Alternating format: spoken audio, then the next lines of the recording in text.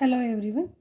So in this video I'm going to explain one of the most important chapter of the physical chemistry, that is chemical kinetics. So chemical kinetics ಅಂತಂದ್ರೆ ಏನು? So chemicals ಅಂದರೆ ನಿಮಗೆ already ಗೊತ್ತಿದೆ. Kinetics is A new word, ಓಕೆನಾ? So kinetics ಅಂದರೆ ಏನು? Kinetics ಅಂತ ಅಂದರೆ ನಾವು ಮೂಮೆಂಟ್ ಅಂತ ಹೇಳ್ಬೋದು. ಅದೇ ನೀವು ಕೆಮಿಸ್ಟ್ರಿ ಲ್ಯಾಂಗ್ವೇಜಿಗೆ ಬಂದರೆ kinetics is nothing but a rate of a reaction, to study the rate of a reaction. Rate of a reaction ಅಂದರೆ ಏನು? Rate of a reaction is nothing but speed with which reactant changes into product with respect to time. Okay, so with respect to ಟೈಮಲ್ಲಿ ಏನು reactant product ಆಗಿ convert ಆಗುತ್ತೆ, ಅದರ ಸ್ಪೀಡನ್ನು ನಾವು ಏನು find out ಮಾಡ್ತೀವಿ ಅದನ್ನು ನಾವು ಕೈನೆಟಿಕ್ಸ್ ಅಂತ ಹೇಳ್ಬೋದು. So here we are studying that kinetics in the chemical reaction. So ಅದನ್ನು ನಾವು ಕೆಮಿಕಲ್ ಕೈನೆಟಿಕ್ಸ್ ಅಂತ ಕರಿತೀವಿ. Okay, so in our daily life around us so many chemical reactions will takes place. So for example photosynthesis ಆಗಿರ್ಬೋದು, burning of fuels ಆಗಿರ್ಬೋದು, ripening of fruits, conversion of milk into curd, burning of paper into ashes ಆಗಿರ್ಬೋದು. So these are all the examples of the chemical reactions. ನೀವು observe ಮಾಡ್ಬೋದು, ಎಲ್ಲ chemical reactions ಒಂದೇ ಸ್ಪೀಡಲ್ಲಿ ಆಗುತ್ತಾ? ಈಗ burning of paper into ash ಆಗಿರ್ಬೋದು, ಅಥವಾ conversion of milk into curd. So ಇದು ಎರಡೂ ಕೂಡ ಒಂದೇ ಸ್ಪೀಡಲ್ಲಿ ಆಗುತ್ತಾ? ಇಲ್ಲ. Burning of paper into ash it's a speed reaction, fast reaction. ಅದೇ ರೀತಿ conversion of milk into curd ಇಲ್ಲಿ ಏನಾಗಿರುತ್ತೆ? ಸ್ಲೋ ರಿಯಾಕ್ಷನ್ಸ್ ಆಗಿರುತ್ತೆ. ಓಕೆನಾ? ಸೊ ಇವಾಗ ನೀವು ಅಬ್ಸರ್ವ್ ಮಾಡಿ, ಇವಾಗ ನಾನು ಏನು ಮಾಡಿದ್ದೀನಿ, ಮಿಲ್ಕ್ನ ತೊಗೊಂಡಿದ್ದೀನಿ. ಸೊ ಮಿಲ್ಕ್ನ ತೊಗೊಂಡಿದ್ದು ನಾನು ಫರ್ಮೆಂಟ್ ಮಾಡೋಕ್ಕೆ ಸ್ಟಾರ್ಟ್ ಮಾಡ್ತೀನಿ. ಆಫ್ಟರ್ 2 hours ಬಿಟ್ಟರೆ ಏನಾಗ್ತಾಯಿದೆ, ಅದು ಕರ್ಡಾಗಿ ಚೇಂಜ್ ಆಗ್ತಾಯಿದೆ. So there is a conversion of milk into curd with respect to time. Okay, ಇದನ್ನು ನಾವು ರೇಟ್ ಆಫ್ ಎ ರಿಯಾಕ್ಷನ್ ಅಂತ ಕರಿತೀವಿ. ಅದೇ ರೀತಿ ನಾನು ಪೇಪರ್ನ ತೊಗೋತೀನಿ, ಪೇಪರ್ಗೆ ನಾನು ಏನು ಮಾಡ್ತೀನಿ, ಫೈರ್ನ ಕೊಡ್ತೀನಿ. ಪೇಪರ್ಗೆ ಫೈರ್ ಕೊಟ್ಟಿದ ತಕ್ಷಣ ಏನಾಗುತ್ತೆ, ಹ್ಯಾಶ್ ಆಗಿ ಕನ್ವರ್ಟ್ ಆಗ್ತಾಯಿದೆ. ಸೊ ಪೇಪರ್ಗೆ ನಾನು ಫೈರ್ ಕೊಟ್ಟಿದ ತಕ್ಷಣ 1-2 ಸೆಕೆಂಡ್ಸ್ಗೆ ಏನಾಗ್ತಾಯಿದೆ, ಇಲ್ಲಿ ಹ್ಯಾಶ್ ಆಗಿ ಕನ್ವರ್ಟ್ ಆಗಿದೆ. ಇದಕ್ಕೂ ಏನು ಡಿಫ್ರೆನ್ಸು ಅಂತ ಅಂದರೆ, it takes 2 hour time, here it takes 12 seconds time. So ಇಲ್ಲಿ ಎರಡಕ್ಕೂ ಯಾವುದರಿಂದ ಡಿಫ್ರೆಂಟ್ ಆಗಿದೆ?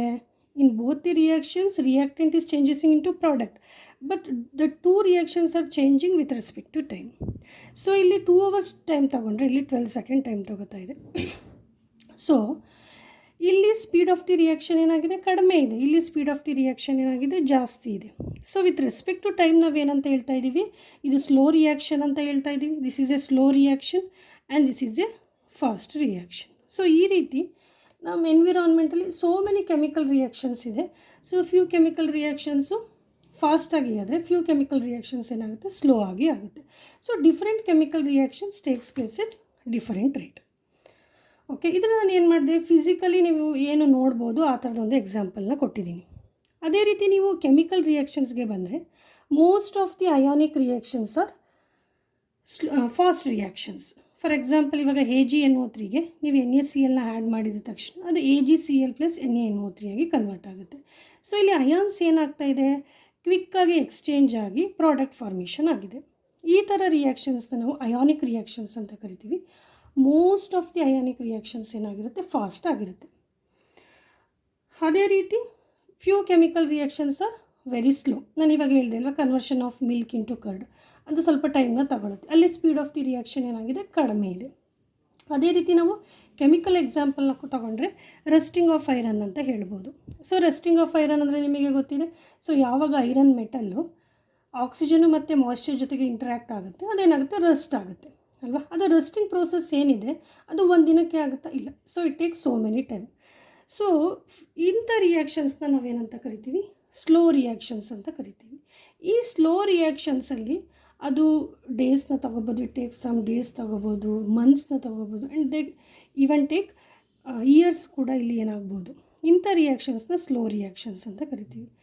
So kinetic study of very fast and very slow reactions involves practical difficulties and because it is not easy to measure their rate. So fast reaction alli as well as slow reaction alli, so ee 2 types of reactions alli ನಾವು reaction rate na determine ಮಾಡೋದು ಸ್ವಲ್ಪ ಏನಾಗುತ್ತೆ, ಕಷ್ಟ ಆಗುತ್ತೆ. So fast reaction quick ಆಗಿ ಆಗುತ್ತೆ, so ಅಲ್ಲೂ ನಾವು ರಿಯಾಕ್ಷನ್ ರೇಟ್ನ ಫೈಂಡ್ ಔಟ್ ಮಾಡೋಕ್ಕಾಗಲ್ಲ. ಸ್ಲೋ ರಿಯಾಕ್ಷನ್ಲಿ ಅದು ತುಂಬ ಟೈಮ್ನ ತಗೊಳುತ್ತೆ, ಸೊ ಅಲ್ಲೂ ಕೂಡ ನಾವು ರಿಯಾಕ್ಷನ್ ರೇಟ್ನ ಫೈಂಡ್ ಔಟ್ ಮಾಡೋಕ್ಕಾಗಲ್ಲ. In between these two reactions, some reactions are there, they are called moderate reactions. ಆ moderate reactionsಲ್ಲಿ ನಾವು ಈಸಿಯಾಗಿ ಏನು ಮಾಡ್ಬೋದು, ರಿಯಾಕ್ಷನ್ ರೇಟ್ನ ಡಿಟರ್ಮೈನ್ ಮಾಡ್ಬೋದು.